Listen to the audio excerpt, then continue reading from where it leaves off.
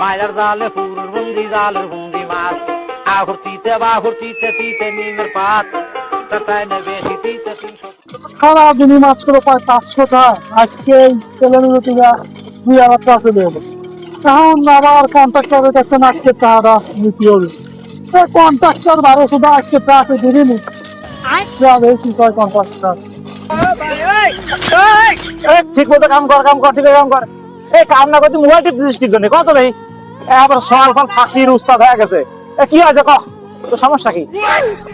Contractor আমার তো টাকা এখন দোয়াই লাগবে আজকে টাকাটা। আমি হলো মনির হলো দুধ কিনবি, এখন ওই দুটো আছে বলে বোর কাছে পাঠানো লাগবে। তা আজকে টাকা দোয়াই লাগবে।